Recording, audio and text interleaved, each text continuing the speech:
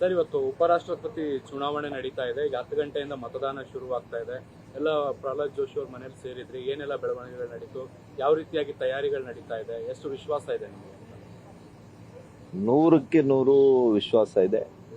ನಮ್ಮ NDA ಅಭ್ಯರ್ಥಿಗಳು ಆಗಿರ್ತಕ್ಕಂಥ ಸನ್ಮಾನ್ಯ CP ರಾಧಾಕೃಷ್ಣನ್ ಅವರು ಅಪಾರ ಅನುಭವವನ್ನು ಅತ್ಯಂತ ಒಂದು ಬಡತನದಲ್ಲಿ ಒಂದು ಸಣ್ಣ ಹಳ್ಳಿಯಿಂದ ಒಂದು ಕುಗ್ರಾಮದಿಂದ ಬಂದು ಅವರ ಒಂದು ಬದ್ಧತೆಯಿಂದ ಪಕ್ಷದ ಒಂದು ಆದರ್ಶವನ್ನ ಮೈಗೂಡಿಸ್ಕೊಂಡು ಹಂತ ಹಂತವಾಗಿ 40 ವರ್ಷಗಳ ಸುದೀರ್ಘವಾಗಿರ್ತಕ್ಕಂಥ ಅನುಭವ ಅವರನ್ನ ಇವತ್ತು ಇಲ್ಲಿ ತಂದು ಬಿಟ್ಟಿದೆ.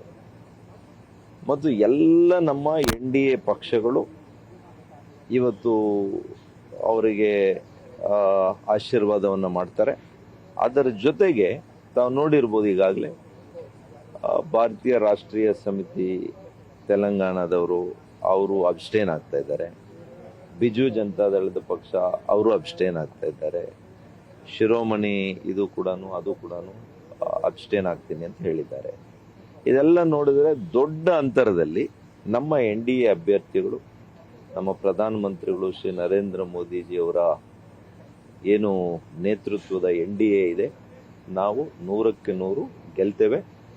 ಮತ್ತು ಈ ದೇಶಕ್ಕೆ ಅತ್ಯಂತ ಒಬ್ಬ ಸಜ್ಜನ ಸರಳ ವ್ಯಕ್ತಿತ್ವದ ಅಪಾರ ಅನುಭವವನ್ನು ಆಡಳಿತ ಕ್ಷೇತ್ರದಲ್ಲಿ ಹೊಂದಿರತಕ್ಕಂತಹ ಮತ್ತು ಹುಟ್ಟು ಆದರ್ಶ ವ್ಯಕ್ತಿಯಾಗಿರ್ತಕ್ಕಂಥ CP ರಾಧಾಕೃಷ್ಣನ್ ಜಿ ಅವರು ಇವತ್ತು ಉಪರಾಷ್ಟ್ರಪತಿಗಳಾಗಿ ಆಯ್ಕೆಯಾಗೋದು 100ಕ್ಕೆ 100 ಸತ್ಯ. ಸರ್, ಈಗ ಮದ್ದೂರಲ್ಲಿ ಗಣೇಶ ವಿಸರ್ಜನೆ ಸಂದರ್ಭದಲ್ಲಿ ಕೋಮು ಗಲಭೆ ಆಗಿರುವಂಥದ್ದು, ಕಲ್ಲು ತೂರಾಟ ಆಗಿದೆ, ಲಾಠಿ ಚಾರ್ಜ್ ಆಗಿದೆ. ಏನ್ ಮಾಡೋದು? ಕರ್ನಾಟಕ ರಾಜ್ಯ ಸರ್ಕಾರ ಕಾಂಗ್ರೆಸ್ ಬಂದಾಗಿನಿಂದ ಕೂಡ ಒಂದು ಸಮುದಾಯದವರಿಗೆ, ಒಂದು ಕೋಮಿನವರಿಗೆ ಮಾತ್ರ ಪರವಾನಗಿಯನ್ನ ಕೊಟ್ಟಿದೆ, ಲೈಸೆನ್ಸ್ ಅನ್ನ ಕೊಟ್ಟಿದೆ. ನೀವೇನ್ ಬೇಕಾದರೂ ಈ ರಾಜ್ಯದಲ್ಲಿ ಮಾಡಬಹುದು ಅಂತೇಳಿ. ಆದರೆ ಬಹುಸಂಖ್ಯಾತ ಹಿಂದೂಗಳನ್ನ ಟಾರ್ಗೆಟ್ ಅನ್ನ ಮಾಡಿದ್ದಾರೆ. ಯಾವುದೇ ಹಿಂದೂ ಧರ್ಮದವರು ಒಂದು ಹಬ್ಬ ಆಚರಣೆ ಕಾರ್ಯಕ್ರಮ ಮಾಡಿದ್ರೆ ಅದಕ್ಕೆ 100 ಪ್ರಶ್ನೆಗಳನ್ನ ಕೇಳ್ತಾರೆ. ಅವರಿಗೆ ಪರವಾನಗಿನೂ ಕೊಡೋದಿಲ್ಲ.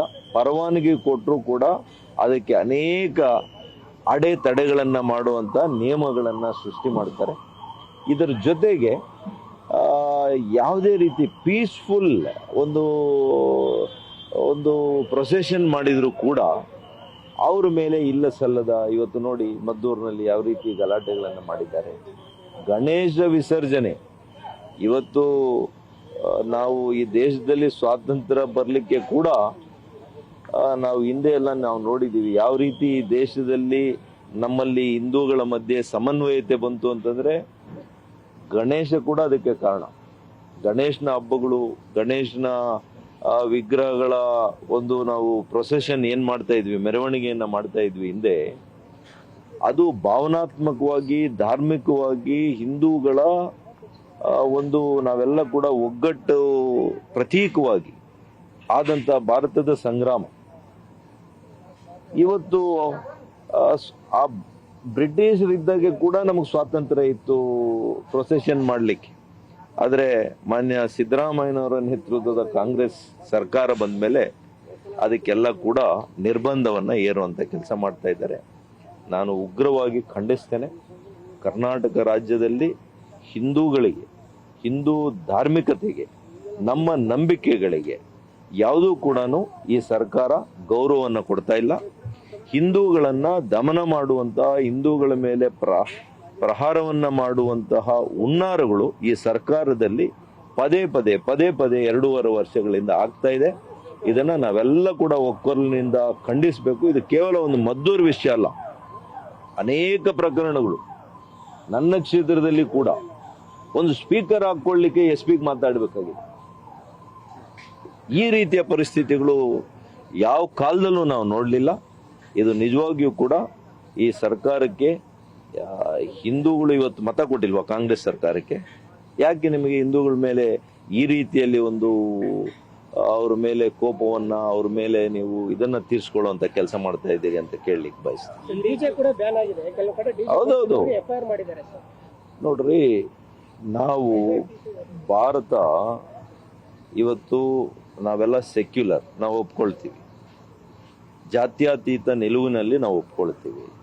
ಎಲ್ಲ ಧರ್ಮಗಳಿಗೂ ಕೂಡ ನಾವು ಗೌರವವನ್ನು ಕೊಡಬೇಕು. ಎಲ್ಲ ಧರ್ಮೀಯರು ಕೂಡ ಅವರವರ ಧರ್ಮಗಳಿಗೆ ಅವರವರ ಭಾವನೆಗಳಿಗೆ ತಕ್ಕಂತೆ ಅವರದೇ ಆದ ವಿಧಿವಿಧಾನಗಳಲ್ಲಿ ಅವರು ಪ್ರಾರ್ಥನೆ ಮಾಡಲಿಕ್ಕೆ, ಪೂಜೆ ಮಾಡಲಿಕ್ಕೆ ಅವಕಾಶ ಇದೆ. ಆದರೇನು ನಮಗೆ ತಕರಾರಿಲ್ಲ. ಪ್ರತಿನಿತ್ಯ 5 ಬಾರಿ ಸ್ಪೀಕರ್ನ ಇಟ್ಟು ನೀವು ಪೂಜೆ ಮಾಡ್ತೀರಿ. ಯಾರಾದರೂ ಪ್ರಶ್ನೆ ಮಾಡಿದಾರಾ ಹಿಂದೂಗಳು?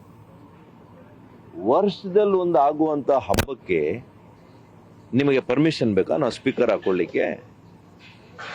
ಇವರೇನ ಸಂವಿಧಾನ ರಚನೆ ಮಾಡಿರೋದು ಕಾಂಗ್ರೆಸ್ ಸರ್ಕಾರ?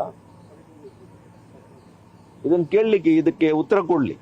ಸರ್, ಈ ರೀತಿಯಾದಂತ ಘಟನೆಗಳಿಗೆ ಬಿಜೆಪಿ ನಾಯಕರೇ ಪ್ರೇರಣೆ ಕೊಡೋದು ಏನು? ಕಾಂಗ್ರೆಸ್ ನಾಯಕರು ಏನು ಸ್ಪೀಕರ್ ಕೊಡಬೇಡಿ, ಸ್ಪೀಕರ್ ಪರ್ಮಿಷನ್ ಕೊಡಬೇಡಿ ಅಂತ ಬಿಜೆಪಿ ಅವರು ಹೇಳಿದಾರ? ಕೋಮು ಗಲಭೆಗೆ ಹುಟ್ಟ ಹಾಕಿರೋದೇ ಕಾಂಗ್ರೆಸ್ನವ್ರು. ಅವರು ಕೇವಲ ಅಲ್ಪಸಂಖ್ಯಾತರನ್ನ ನೂರಕ್ಕೆ 100 ಓಲೈಸ್ಕೊಂಡಿದ್ದೀರಿ. ಇನ್ನೇನು ಓಲೈಸ್ಕೊಳ್ತೀರಿ? ಇನ್ನೇನು ಉಳಿದಿದೆ ಓಲೈಸ್ಕೊಳಕ್ಕೆ? ಇನ್ನೆಷ್ಟು ದಮನ ಮಾಡ್ಬೇಕಂತಿದ್ದೀರಿ ಹಿಂದೂಗಳನ್ನ? ಓಲೈಕೆ ರಾಜಕಾರಣ ಮಾಡಲಿಕ್ಕೆ, ಅದರಿಂದ ಲಾಭ ತೆಗೆದುಕೊಳ್ಳಿಕ್ಕೆ ಇನ್ನೆಷ್ಟು ಹಿಂದೂಗಳನ್ನ ಬಲಿ ಮಾಡಬೇಕು ಅಂತ ಇದ್ರಿ ಕರ್ನಾಟಕದಲ್ಲಿ? ಹೇಳಿನಿ, ಸ್ಪಷ್ಟಪಡಿಸಿ.